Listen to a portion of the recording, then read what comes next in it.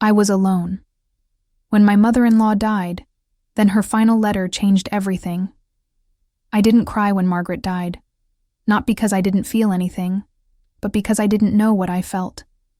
The hospice room smelled of antiseptic and carnations, wilting in a vase someone else had left on the windowsill.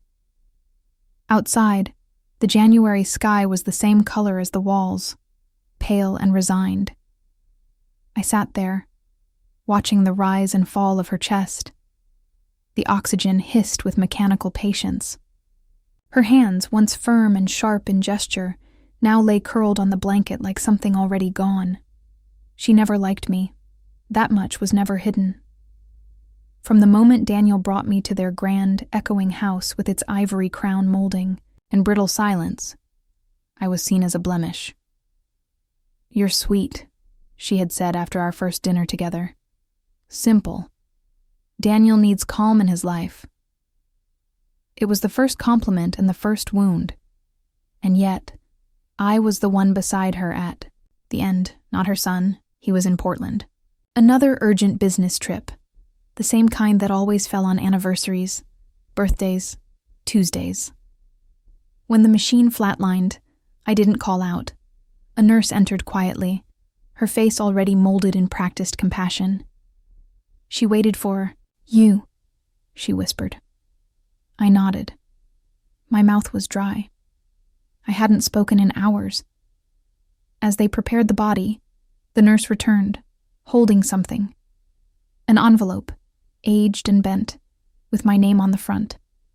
Clara. Nothing else. No last name. No flourish. "Found this under her pillow," the nurse said. "She asked us to give it to you, only you." I turned it over in my hands like something sacred and cursed at once. I read it that night in the bedroom Daniel and I once shared, though the sheets hadn't been warm on both sides for months.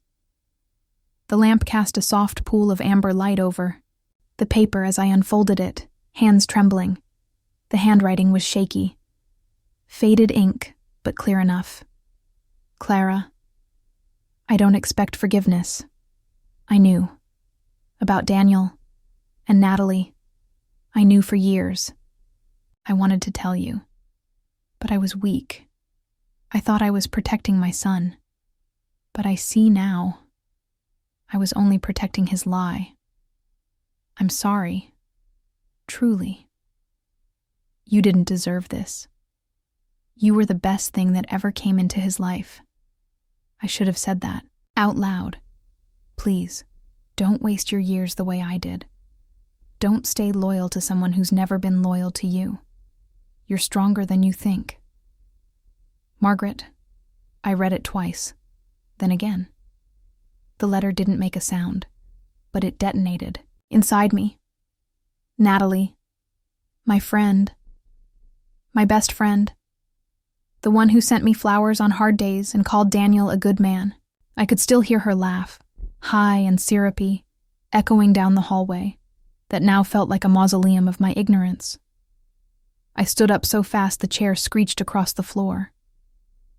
My reflection in the window looked unfamiliar, my hair flat, my eyes hollow.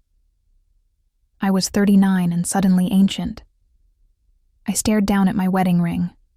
Gold, plain, unadorned. Daniel always said it was tasteful. I used to trace its edge when I was nervous, the way someone might hold onto a railing in a storm. Now, it felt too tight, like it belonged to someone else's hand. I twisted it, and for the first time, I felt its absence more comforting than its presence. The room swam. I sat down on the edge of the bed, letter in one hand, ring in the other.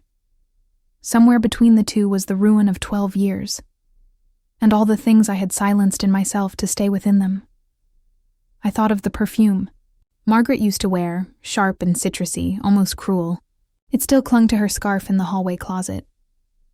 I used to hate that smell, but tonight I wanted to drown in it, not because I missed her, but because she had seen me, and in the final pages of her life, she had chosen me over him. I placed the letter back in its envelope and tucked it inside the drawer next to my nightstand. The same drawer that held a pile of old love notes, yellowed receipts, and a small ceramic dish I'd made at a pottery class Daniel never asked about. The silence thickened. A seed of something, rage, maybe, took root in my chest. Not loud. Not explosive, just quiet and burning. All those years, all those lies. I had been sleepwalking through a marriage built on scaffolding and shadows. But now I was awake, and I was not going back to sleep. They say hindsight sharpens like broken glass. It cuts more cleanly the further you get from the wound.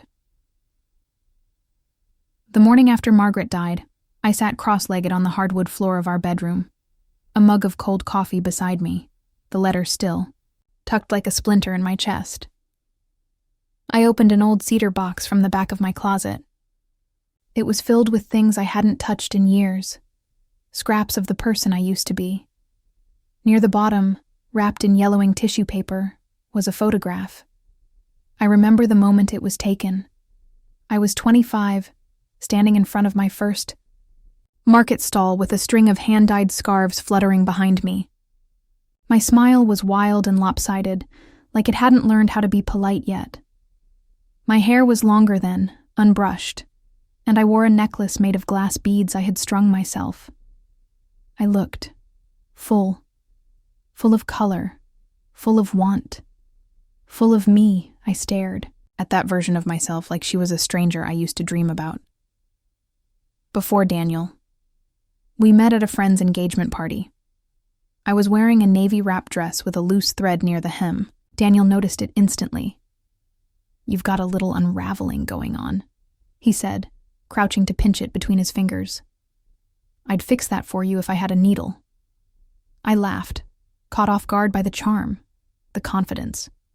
He was magnetic in the way a lit match is, captivating, a little dangerous, but so warm if you stood close enough. We danced once. He asked for my number, and just like that, he folded himself into my world. At first, he was everything. Attentive, clever, always just a little out of reach. The mystery made me ache. He'd bring me coffee the way I liked it, cinnamon and too much cream, and tell me how special I was, how real, unlike the women he dated before. He said I grounded him. I thought that was love. By our third date, I was already rearranging parts of my life around him. He hated my apartment, said the location was sketchy, and that he didn't like the idea of me walking around there, alone. I moved in with him within 3 months. He didn't like my business partner, Mira, said she was using me, that she was too aggressive. I bought her out of our boutique venture soon after. He never told me what to do. No, Daniel was too smooth for that. He made it sound like concern, protection. He praised me, just enough to make me feel wanted, but never quite enough to make me feel secure. "You're brilliant, Clara," he'd say. "You just don't think big enough. You could do so much, more, with someone like me guiding you." And I believed him. I traded my scarves and sketches for spreadsheets and dinner parties. I became fluent in the language of supportive wife. I nodded through conversations about hedge funds and his vision. I smiled through dinners with clients and poured wine for people who looked through me like I was an accessory. His mother, Margaret, never hid her distaste. At our engagement dinner, she leaned in across the linen tablecloth and said, "I just hope you understand what a man like Daniel needs." "I do," I said too quickly. She sipped her wine, her eyes calculating. "We'll see.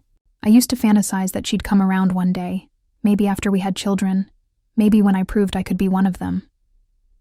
But that day never came. Daniel would deflect her barbs with a joke, then turn to me privately and say, "She's just stuck in her ways. Don't take it personally." Then he'd buy me roses, always white. "Clean," he'd say. "Timeless." White roses became apology, silence, peace treaty. I dried them and kept the petals in a jar beside the bed, not realizing I was cataloging every surrender. There were signs. Of course there were. His phone was always face down. The business trips multiplied, often booked last minute. He changed his passcode after an argument, saying, "You need to trust me, Clara." I ignored the tightening in my chest. I ignored the way he always spoke about Natalie, my best friend, with faint amusement. "She's got a thing for me," he once joked. "You're the only one who doesn't see it." But Natalie was always around, always laughing a little too loudly at his jokes, brushing his arm, bringing over wine when he was home and I was busy cooking or folding his shirts, just the way he liked. I thought I was being paranoid. He told me I was. "You make things up when you're bored," he said once, after I asked why Natalie seemed to know his travel schedule better than I did. "Don't be ridiculous. You need to stop overthinking everything." So I stopped. Thinking, feeling, being. One night, maybe 2 years ago, my mother visited. We were in the kitchen, chopping vegetables, the scent of rosemary heavy in the air. She watched me move around the room like I was on rails, checking the timer, adjusting the lighting, freshening the wine glasses. "You used to hum when you cooked," she said suddenly. "What?" "You used to dance a little too. In your socks. Now you're so careful, like you're always bracing for a grade." I laughed it off, but later, when she hugged me goodbye, she whispered, "You're dimming yourself to match his light, Clara. Be careful. You'll forget how bright you used to be." I didn't sleep that night, but I didn't leave either. Now, holding that old photo, I felt grief rise in my throat like a swallowed scream. Not for Margaret, not even for Daniel, but for her. The girl in the picture, standing in sunlight, smiling without apology. She had made something with her hands and believed it mattered. She had been unafraid. I used to think losing yourself happened in grand, tragic moments, like a thunderclap. But the truth is, it's quieter. It's the slow erosion of choices, the soft folding of dreams, the way you begin to edit yourself, for the comfort of someone else until you're only shadows and soft corners. The version of me I gave to him wasn't even the best version. It was the one he could control. And now, she was gone. But maybe, not forever. The day I confronted him, the sky was overcast, like even the weather knew to keep its voice down. I waited until after dinner. We ate in silence, the clink of silverware echoing louder than our words. I had made pasta, something simple. He didn't. Notice it was overcooked. I didn't care. My heart had been beating in my ears since noon. After we cleared the dishes, I pulled the letter from my pocket. The envelope was creased from being opened and reread so many times, the ink smudged in places from my fingers. "I found this under her pillow," I said, setting it gently on the kitchen island. It was addressed to me. He glanced at it, then went back to drying a plate. She was losing her mind at the end, probably wrote 6 of those. "I read it, Daniel." He stopped, slowly turned. "You read a dying woman's private letter?" My voice didn't shake. "She wanted me to. It was addressed to me." He stared, jaw working. "And what? You believe everything in it? The ramblings of a woman who hated you since day one?" There was something in his tone that sent a chill down my spine. Not anger. Indifference. "She said you've been with Natalie for years." He didn't deny it. He didn't even blink. Instead, he let out a low exhale and ran a hand through his hair. "You're being dramatic." That's when I knew. In the stillness between heartbeats, in the flatness of his tone, in the way he didn't need to lie anymore. It was true. All of it. My husband, the man who promised me a life, who took my time, my body, my soul, had built a second life behind my back. And the worst part? He didn't think I mattered enough to cover it up anymore. He left for another conference the next day. He didn't kiss me goodbye. That night, I drank 2 glasses of wine and stood in his office, just staring. The space always smelled faintly of his cologne, cedar and musk, and the hum of the desk lamp filled the silence like white noise. I opened drawers, rifled through folders. Most of it was boring. Invoices, client notes, old business cards.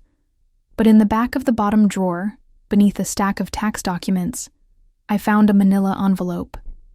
Inside were bank transfer records, dates, amounts, routing numbers, and Natalie's name, again and again, printed in block letters next to a newly opened account. The final page was a purchase confirmation for a 2-bedroom condo across town. Purchased 5 months ago. Title in her name. Down payment wired from our joint account. My hand flew to my mouth. It wasn't just an affair. It was theft. It was betrayal. It was an entire life rerouted through my blind trust. The nausea hit me like a wave. I staggered to the bathroom, fell to my knees, and vomited into the toilet, my body rejecting every lie I'd ever swallowed. For days, I drifted in and out of sleep, sweat-soaked and haunted. I couldn't eat, could barely think. The migraine settled in behind my right eye like a glowing coal. I kept seeing it, his hand brushing Natalie's back, the way he used to touch me when he thought no one was looking. The way she used to pour wine into our glasses, laughing at stories she already knew the endings to. They were never separate. They were never just friends. They had used me like a shield. 3 days later, I found the receipt. It was folded into a jacket pocket slipped there like a careless afterthought. An Uber trip, originating from the condo address, destination our house, 11:47 p.m., 2 weeks ago. He had come from her bed to mine. I drove to the address without thinking, a robe over my clothes, heart pounding against my ribs like it was trying to escape me. The building was pale brick, clean, with little flower boxes on the balconies. I parked across the street and waited. A light flicked on in one of the front windows. And there he was. Daniel. Standing barefoot in a soft t-shirt I'd never seen before. Behind him, Natalie, in leggings, holding a steaming mug. She laughed, something bright and soft, and leaned against the door frame like it was hers. A child's toy, one of those plastic push cars, sat on the front porch. A child. They had a child. I couldn't breathe. Everything I thought was mine. His laughter, his warmth, his future was theirs. Not borrowed, not shared, stolen. I don't remember the drive home, only the feeling of something inside me going quiet, like a candle snuffed out. When I walked into the bedroom, I didn't bother with the lights. I tore the sheets off the bed like they were suffocating me, ripped every pillow open, yanked photos from the wall, the smiling wedding portrait, the ski trip in Vermont, the anniversary dinner where I'd worn red lipstick and he said I looked a bit too much. The jewelry box came last. It was heavy, lacquered wood. He'd bought it for me the Christmas after our first year of marriage. Inside were years of memories. An anniversary necklace. A pair of earrings. Tiny diamond studs he gave me on our 5th year together. I pulled one out, holding it up to the moonlight streaming through the window. On the back of the box was a gift receipt. A post-it note, faded with age. To Natalie, love you always. He had bought them for her, given them to me. Even the memories weren't mine. I sank to the floor, surrounded by torn fabric and broken glass, and I cried. Ugly, guttural, body shaking. Sobs 12 years. 12 years of trying, of folding myself smaller, of defending him to everyone, including myself. And now, there was nothing left. Not love, not trust, not even hate. Just Emptiness. Somewhere in the middle of that grief, the tears stopped. I don't know how long I lay there staring at the ceiling, but slowly, like mist burning off in sunlight, something else took shape inside me. Not rage, not yet. Something quieter, harder. A cold, clear resolve. I stood up, wiped my face, walked to the mirror. I didn't recognize the woman looking back at me, but I was going to find her again. And when I did, God helped them both. I didn't tell anyone where I was going. Not Daniel, not Natalie, not even the few friends I had left, thinned like old photographs from years of neglect. I packed what I could into my father's old canvas duffel bag, the one that still smelled faintly of pipe tobacco and cedar. And I left a note on the kitchen counter, scrawled in ink that trembled from my fingers. Don't contact me. I need silence. Then I left. 3 hours north, the highway peeled into winding forest roads, and the cell signal dropped like a final exhale. My breath fogged the windshield in soft bursts, the sun already sinking behind pine silhouettes by the time I reached the cabin. It was small, wooden, tucked between trees like it had grown there. I had found it online, quietly, obsessively, in the middle of one of those nights when sleep never came. A rental with a stone fireplace, mismatched curtains, and no Wi-Fi. The kind of place people went to forget themselves, or maybe to remember.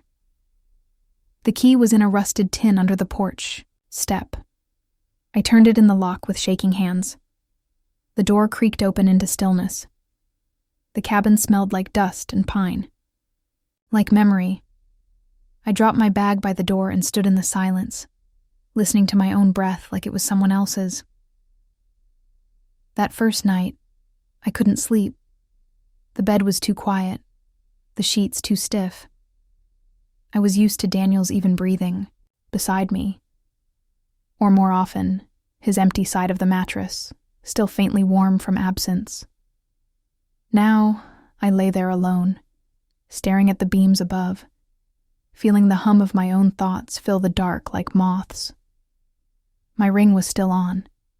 I could feel it, like a bruise. I slipped it off and placed it on the windowsill. The moonlight caught the diamond, and for a second, it looked like ice. Cold and useless, I turned away from it. Morning came with birdsong and frost on the glass. I made coffee slowly, methodically. There was something grounding about boiling water, grinding beans, pouring it into a chipped ceramic mug I found in the cabinet. The taste was bitter, real. Outside, mist hovered over the mossy ground. I stepped onto the porch barefoot and let the cold wood kiss my feet. For the first time in months, I let myself cry without shame. Just sat on the steps, clutching the warm mug, and let the tears fall until they ran dry. The days began to bleed together in soft, quiet rhythms. I walked the trails behind the cabin, breathing in the scent of pine needles and damp bark. I journaled, at dawn, fingers freezing, writing everything I had never said aloud. I lit candles at night and watched the wax pool like time melting. I cooked myself breakfast. Simple things, eggs, toast, berries. Things Daniel never bothered to eat unless they were plated perfectly. I made them how I liked them. Burnt edges and all. On the 5th day, I wandered into town and found a little bookstore nestled between a pottery studio and an antique shop. It smelled of sandalwood and rain-damp pages. The sign above the door read, "Wren's Nest." She was behind the counter when I walked in. Gray-haired, sharp-eyed, wrapped in a wool shawl like a storybook witch who had survived her own war. "You look like you've been crying for years," she said, not unkindly. I blinked. "Is it that obvious?" She smiled. "Only to those of us who've done it." Her name was Wren, just like the sign. She told me she made the soap that lined the back wall and alphabetized the books herself because no one else ever did it right. She spoke in metaphors. Told me grief was like a sweater you grow into after losing the one that fit. Before I left, she said, "Come back tomorrow. You look like someone who needs a job and a reason to put pants on." So I did. I started helping. With inventory, dusting shelves, stacking books by spine color just to see if it made her twitch. We drank tea and talked about music and heartbreak. She never asked what had happened. I think she already knew. One afternoon, I told her about the letter, about the ring, about the way betrayal doesn't scream, it whispers. Wren didn't flinch. She just poured more tea and said, "Some men collect women the way others collect knives, shiny, dangerous, disposable." That night, I dreamt of slicing clean through silk. 2 weeks in, I found the dress. It was in a thrift shop across from the general store, hidden on a rack between a moth-eaten cardigan and a prom dress from the early 2000s. It was simple, cream-colored, cotton, cinched at the waist. The kind of dress I hadn't worn in years, because Daniel said they made me look too young. I tried it on anyway. The mirror was cracked, but I saw myself, my collarbones, my bare feet on the wooden floor, my hair pulled back in a braid, for the first time in I don't know how long. I liked what I saw, not because I looked pretty, because I looked like me. That version of Clara, the one who used to dance barefoot in kitchens, who wanted to open a boutique, who smelled of lavender and knew her own worth, she wasn't gone, just buried. The dress became a symbol, not of who I had been, but who I was becoming. The healing wasn't linear. Some mornings, I woke with panic in my chest like a fire alarm that wouldn't shut off. Some nights, I stared at the ring on the windowsill and thought about throwing it into the woods. But the silence helped, and so did the trees, and so did Wren. One evening, I stood on the porch in the dress, wineglass in hand, and watched the sun spill gold across the forest floor. The air smelled of pine and ash. My skin tasted like salt and wind. I thought of Natalie, of Daniel, of the second life they had built out of the wreckage of mine. And I didn't feel rage. I felt still. I wasn't healed. Not yet. But I was no longer broken, and that was something. The cabin didn't change, but I did. Something subtle shifted inside me. At first, it was barely noticeable. Like frost melting on a window pane, the thaw came slow. One small act at a time. I started waking before the birds, draped in the cream. Dress, mug in hand. I'd sit on the back steps with the notebook Wren gave me. Leather-bound, stitched by hand, the cover smelling faintly of rosemary. At first I wrote poetry. Or tried. Most of it was nonsense, fragments of emotions I didn't yet have words for. Then I began to notice details. The way the morning light hit the moss in stripes. The wind lifting my hair like fingers I no longer feared. I borrowed a camera from Wren's storage closet, dusty but functional, and began documenting what I saw. Not people. Just moments. A bee caught in a spider's web. The ripple of fog through tree branches. My own shadow cast in amber. I taught myself how to build fires. Real. Ones in the stone hearth. At first, it took me ages. I burned my fingertips more than once. But I learned. Tinder, kindling, patience. No matches. Just flint and friction. And when the flames caught, when they finally bloomed into warmth, I felt something ancient stir. In my chest, I did that. Without anyone. Without him. Wren noticed. "You're less ghosty lately," she said one afternoon, watching me pin photos to a corkboard behind the register. "I think I'm coming back to life," I replied. She hummed. "Good. Life's too long to haunt yourself." That night, I sat by the fire and made a decision. I was going to stop surviving quietly. I was going to live loudly. Not just for me, for every version of me that had been silenced. So I began. Ordered used textbooks online, legal basics, financial literacy, business structuring. Quietly, deliberately, while the snow thickened outside. I watched lectures with headphones, took notes in margins, Googled words like marital fraud and spousal control. Daniel had kept me in the dark for years, made sure I stayed, ignorant while he shined. That was the thing about men like him.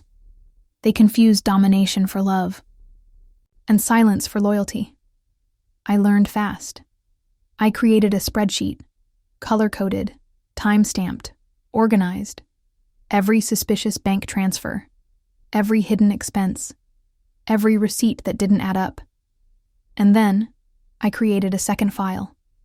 For the poetry.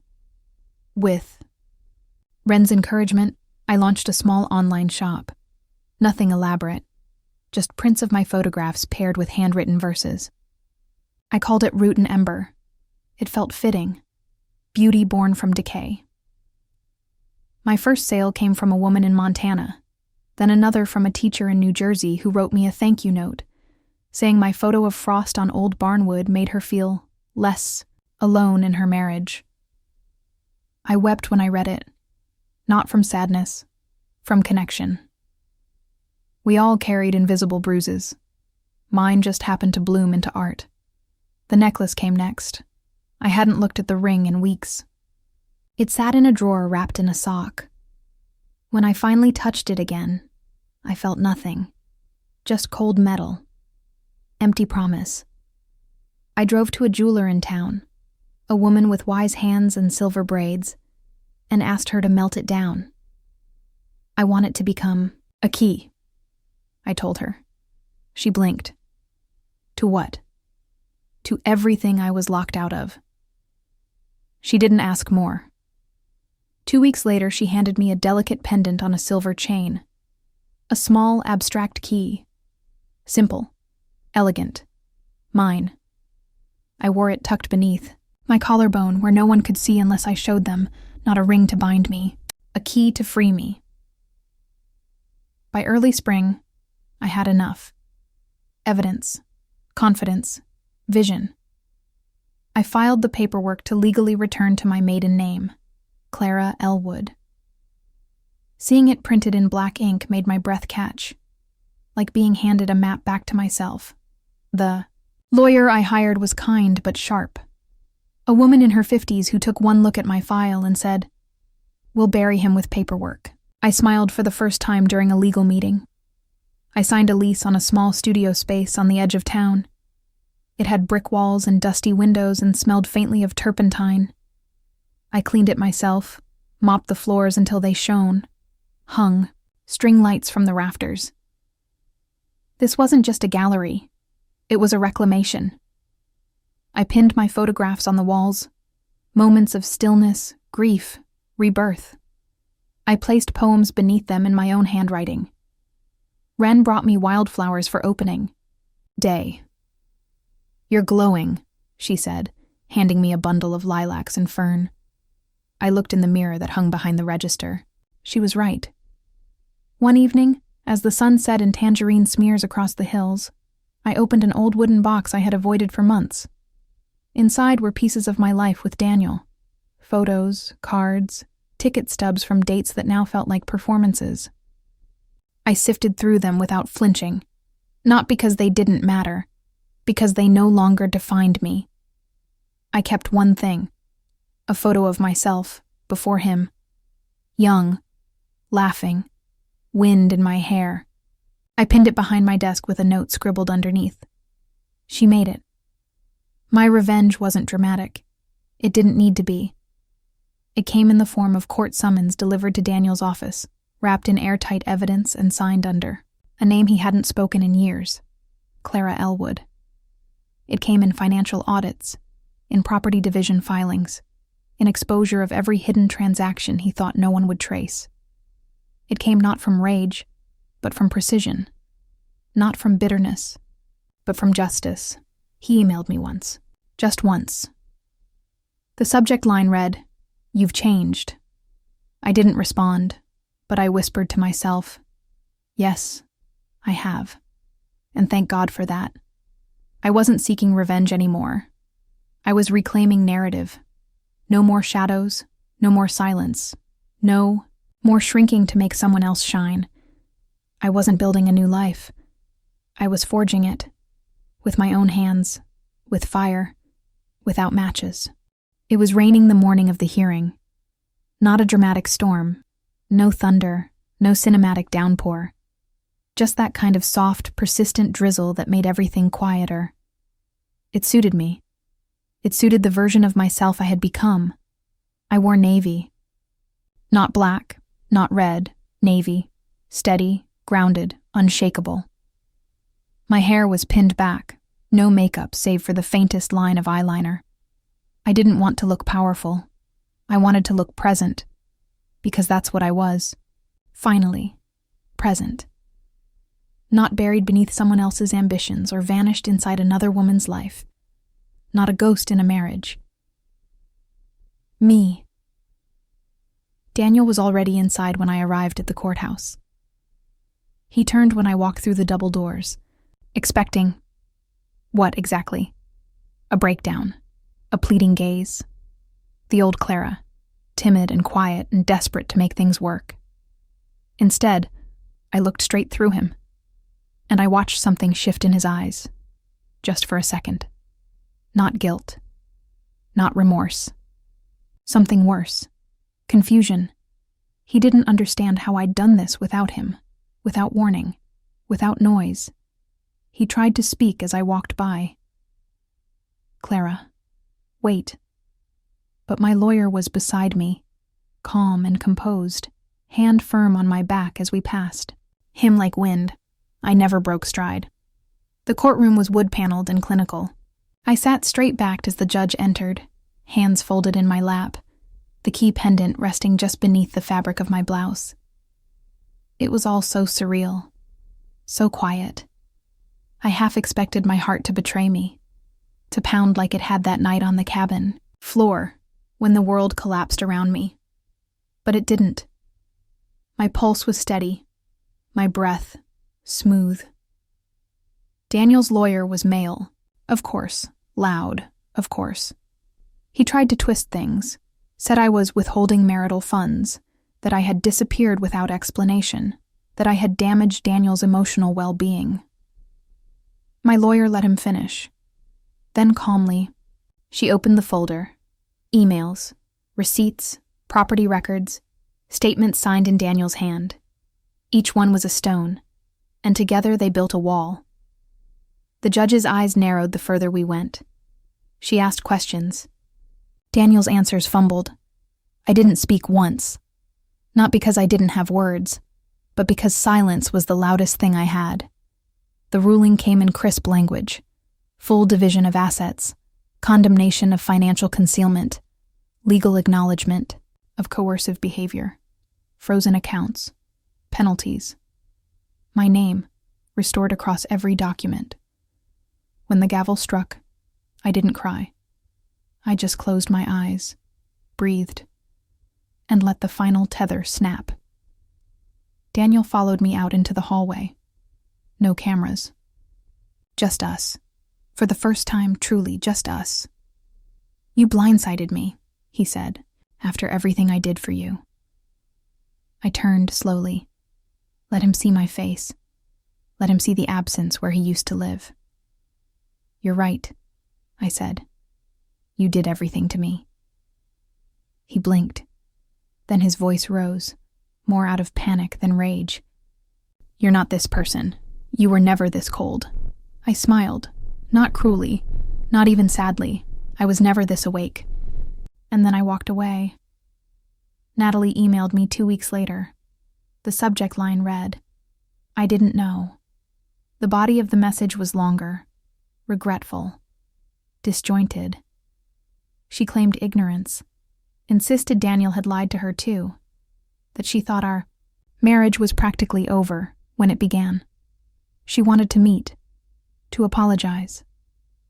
I didn't respond, not out of pettiness, but because I owed her nothing. Closure isn't a courtesy you extend to people who handed you the knife. That same day, I unpacked the last box into the gallery. Inside was the perfume bottle, my mother's, floral and aged and almost empty. I had once considered pawning it in the raw days after Daniel's betrayal, when even memories of comfort felt painful.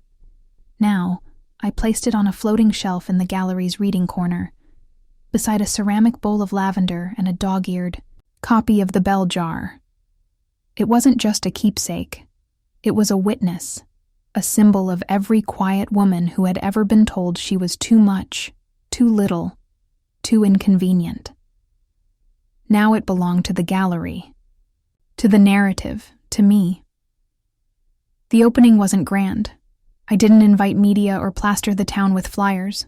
It was intimate, intentional. The title exhibit ran along the eastern wall. Things I saw when no one was looking. Moss on tree bark, a spoon abandoned in snow, a child's rain boot stuck in mud, a cracked teacup still half full, life, unpolished. Then at the very end of the line, a single frame, a self-portrait. Just me. No makeup, no forced smile, no pretension. Eyes straight ahead. Raw, scarred, but whole. A woman seen. Finally. I walked through the gallery that night after everyone had left. Shoes off, lights dimmed, soft jazz playing low from the stereo Ren gave me. The walls whispered stories back at me. Not all of them were gentle. Some stung. Some lingered. But none of them owned me anymore. I reached up and touched the key pendant resting on my collarbone. It was warm from my skin, and I whispered to the stillness. We made it. I didn't win everything, but I won myself back, and, in the end, that was more than enough. Alone no longer meant abandoned. Alone meant free. The end.